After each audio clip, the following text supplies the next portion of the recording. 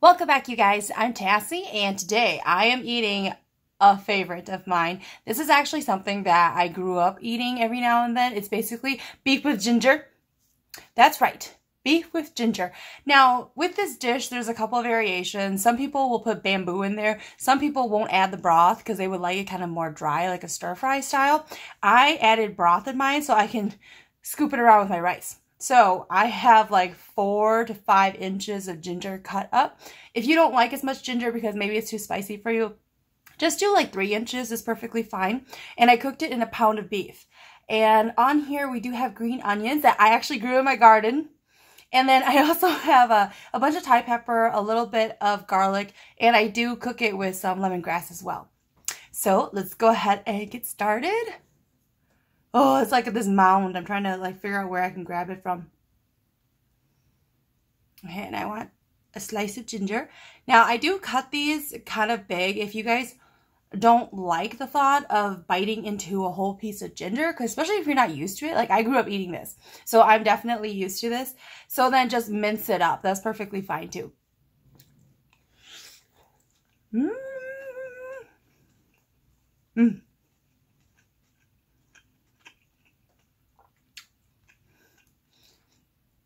It's one of those things where I feel like because it's such comfort food, it's so extra delicious to me.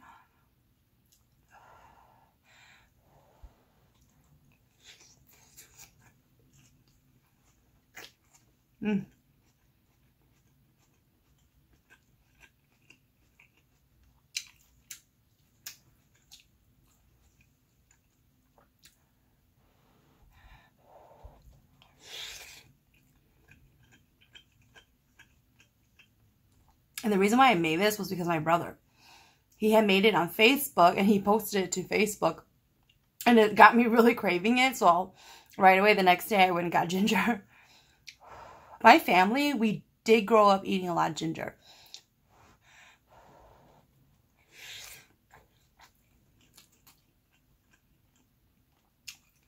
And you can also do this with pork if you want. I've never had it with chicken. I don't know how it would go with chicken, but there's a version of this where it's with ground pork. And people put cilantro and a lot of green onion in there, and people love that too. Lots of pepper.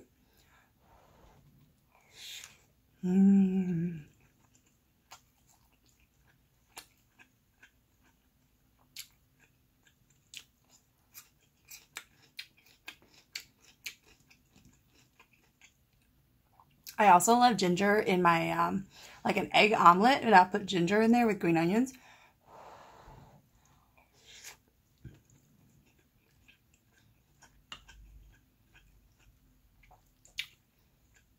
But it's funny because I don't like ginger tea. I think ginger tea is so nasty. I don't know why.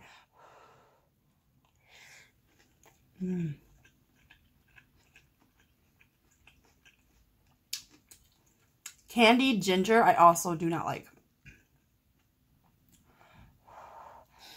And you know, I actually had a really interesting conversation with my coworker today. He was telling me that, because I've been introducing him to a lot of different foods, because he moved from Fargo, and he's not used to a lot of restaurants, especially Asian cuisine. And he told me that my taste is more on the salty side. And for his taste, what he grew up with, they don't season their meat. They're not used to that because that's not how they grew up cooking. So that's why they eat a lot of ketchup, ranch, and mayo, because they don't season their meat. So for him, his taste buds is more on the sweeter, bland side. So whenever I introduce him to all of these like Asian restaurants and different types of Asian foods, he's kind of mind blown because everything is too salty for him because he's not used to eating that way. And I never realized I ate on the saltier side. But, like, he likes Lian Chin. And, you know, like, sweet and sour sauces. That's what he likes. And that's what he grew up with, if it's Asian food.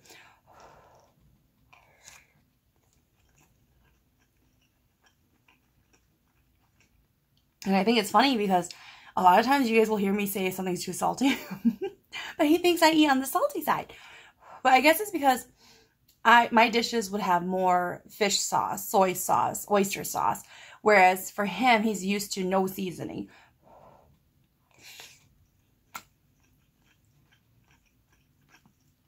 Like, they'll throw chicken on the grill, chicken and steak on the grill with no seasoning.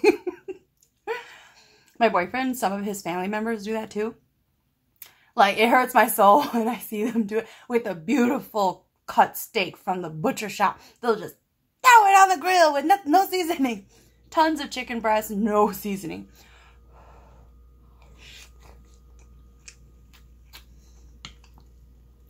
But it's because I'm not used to eating that way. And I don't eat like a lot of mayo and ketchup and ranch. And if you think about it, all that stuff is on the sweet side.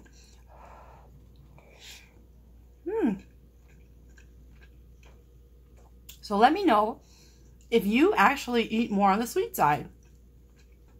Because it just blew my mind that I never realized I ate on the saltier side versus the sweeter side.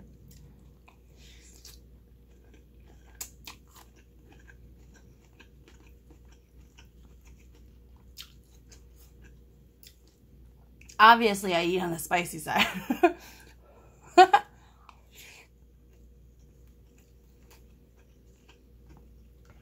But I think the only time I've ever associated my food with sweet is pho. Because for a lot of Asians, we always argue over sweet or salty pho. I prefer sweeter pho versus salty pho. And like, that's the extent of my saltiness, you know, like, or sweetness. I've never really thought about this.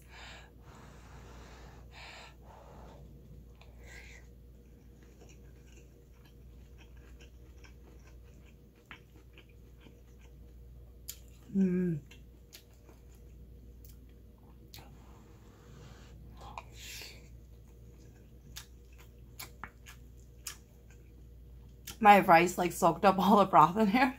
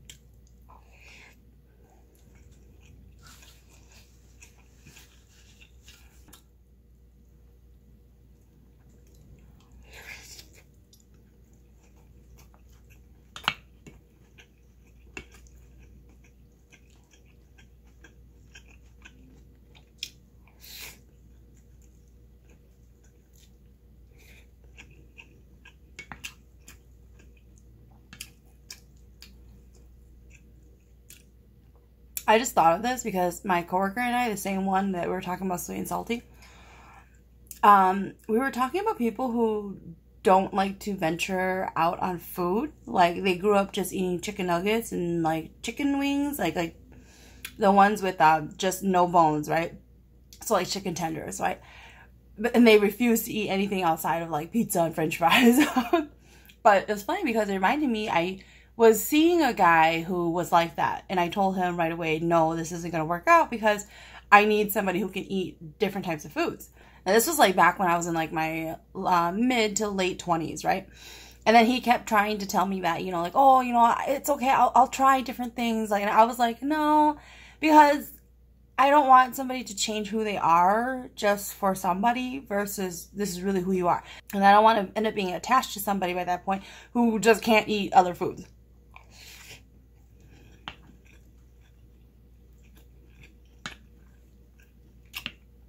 I'm going to put some more on here.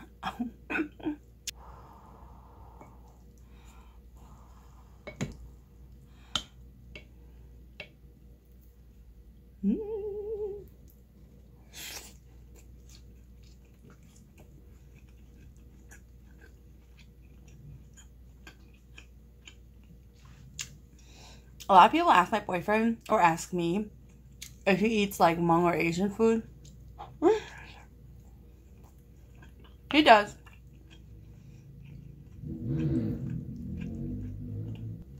He loves kapwan. He loves kapwan.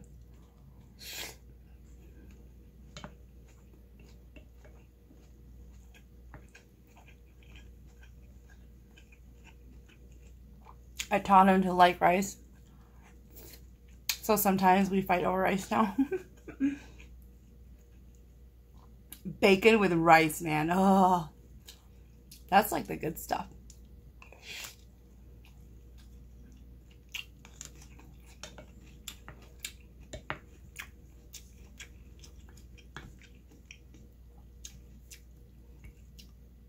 He will literally sit there with eggs and bacon and a ton of rice and just eat the whole package of bacon by himself.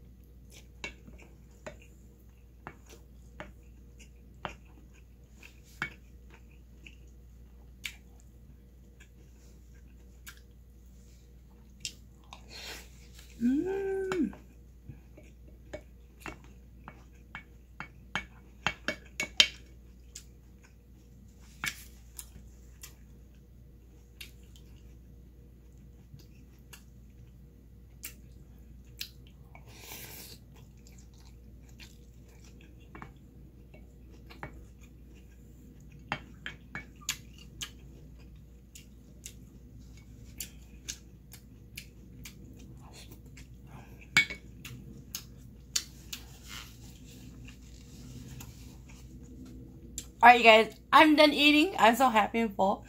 Thanks for watching.